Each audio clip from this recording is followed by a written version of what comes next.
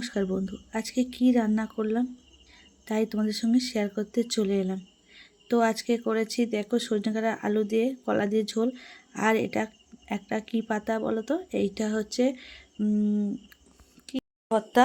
তো চলো গিমের শাক আলু ভর্তা, আমি গিমের শাক তুলতে চলে গেলাম। আমাদের এখানে সুজনি শাকের মধ্যে অনেক গিমের শাক হয়েছে, সেই গিমের শাকগুলো তুলছিলাম। কারা কারা গিমের শাক খাও? এটা তিতো শাক। এই শাকটা তুমি আলু বেগুন দিয়ে করতে পারো, বা আলুর সঙ্গে শুধু ভাজা করতে পারো, বা আলু মেখেও ভাতে দিয়ে মাখতে পারো, খুব সুন্দর লাগে খেতে। আর এটা সত্যি কথা বিনা সারের জিনিস, তো একদম খুব দারুণ। আর স্বাস্থ্যের পক্ষে তো ভালোই। তোমাদের সঙ্গে তো আমি প্রতিনিয়ত তো গ্রামীণে মানে যেটা আমার স্বাস্থ্যকর খাবার সেইগুলোই তোমাদের শেয়ার করি। তো দেখো আমি এগুলো পুরো গোড়া শুদ্ধ তুলছিলাম। এগুলো অনেক হয়, এতে ফুল চলে এসছে, অনেক হয়। তোমরা দেখতে পাচ্ছ আমি অনেকগুলোই তুলছিলাম। অনেকটা দেখবে কতটা শাক ওইটুকানি হয়ে যাবে। আর এখানে সজনে শাকও হয়ে রয়েছে, যেহেতু জল আর বৃষ্টিটা হয়ে যাওয়ার পরে মাটিটা ভিজে আছে, তাই জন্য তোলা আছে। আরও অনেক হয়ে রয়েছে। তো অনেকটা জায়গা জুড়ে হয়েছে, পুরো ওখানটা পুরো আমাদের এই গিমের শাকে ভর্তি। কার কার এই গিমের শাক খেতে ভাল লাগে? তো তোলার পরে দেখো এগুলো আমি বাড়িতে সজনে খাড়া আমাদের অনেক এনেছি জানো তো বন্ধু। তাই জন্য কিছুটা করে প্রতিদিন অল্প অল্প করে করছি। এখনও কত আছে, যেহেতুটা ঝড়ে গাছ ভেঙে গেছে আমাদের কাকিমাদের, তাদের ওখান থেকে নিয়ে এসেছি কিনে। তো দেখো তারপরে আমি এগুলো জলে ভালো করে ধুতে গেছিলাম, যেহেতু বৃষ্টি হয়েছে কাদা মাটি, তাই জন্যে ভালো করে ধুয়ে নিচ্ছিলাম যাতে কোনো নোংরা না থাকে। তোমরা দেখতে পাচ্ছ বন্ধুরা। এরপরে ধুয়ে আমি জল ছড়িয়ে নিয়ে এগুলোকে বাছবো। তো বাচ্চাটা দেখানো হয়নি, তো আমি সব ভালো করে ধুয়ে দেখো জলটাকে পুরো পরিষ্কার করে দিয়েছি যাতে কোনো ময়লা না থাকে। আর গিমের শাক খেতে কিন্তু সত্যি বন্ধু খুব ভালো লাগে, এই সময়টা পাওয়া যায়। আর গিমের শাক সবসময় পাওয়া যায় না, তো আমরা টুকটাক শাক লাগাই, তার মধ্যেই ও হতে থাকে। তো দেখো আমি ভালো করে জল দিয়ে ধুয়ে নিয়েছি, কারণ বৃষ্টি হয়েছে। দেখো জলটা পুরো পরিষ্কার। তা আর একবারও ধুয়ে নিয়েছিলাম, কিন্তু তবু ময়লা ছিল। এইগুলো তো মাটিতে হয়েছে না, যেহেতু মাটি থাকা মানে এতে নোংরা থাকবে, তাই জন্য ভালো করে ধুয়ে নিয়ে আমি বেছে নিচ্ছিলাম।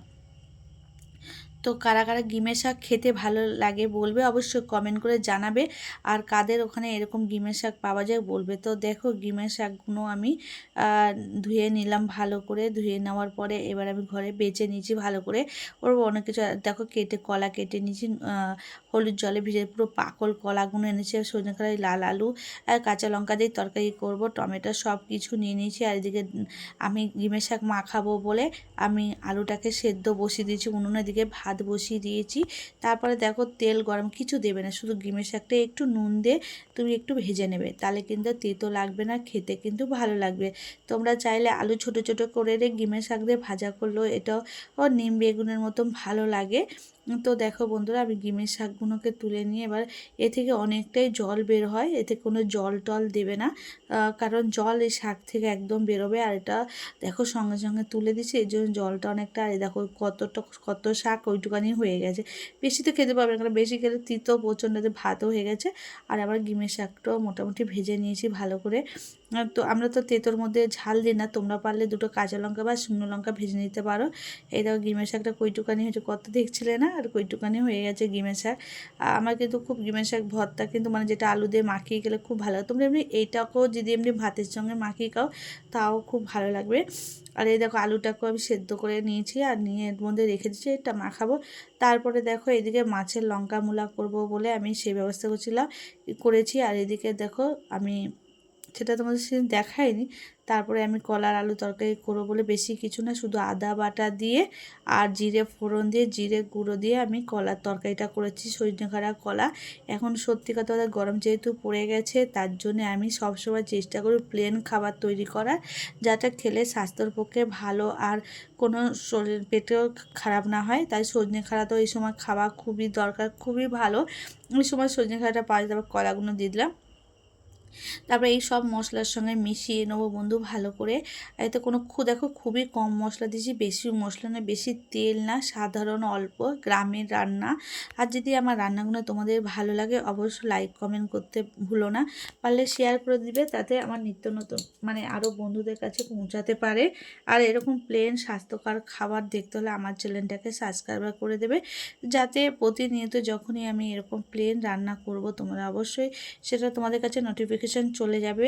তো দেখো ভালো করে মশলাটাকে আমি একটু কষিয়ে নিচ্ছিলাম, একটু জলও দিচ্ছিলাম। তারপরে এবার আলুটাকে মেখে নেবো একটু নুন দিয়ে। এতে আর কোনো কিছু দেবে না বন্ধু, এটা এমনিই ভালো লাগে। তোমরা যদি ঝাল খেতে চাও তো কিছু দুটো শুকনো লঙ্কা ভেজে নিয়ে এর সঙ্গে মাখিয়ে নিতে পারো, বা কাঁচা লঙ্কাকে ভেজে নিয়ে এর সঙ্গে মাখিয়ে নিতে পারো। তো দেখো মাখানো আমার হয়ে গেছে। আর এদিকে লঙ্কা মোলা করে চুনো মাছ এনেছিলো, তা চুনো মাছ, আর এদিকে দেখো তরকারিটাও বসা বসা মাখা মাখা হয়ে গেল।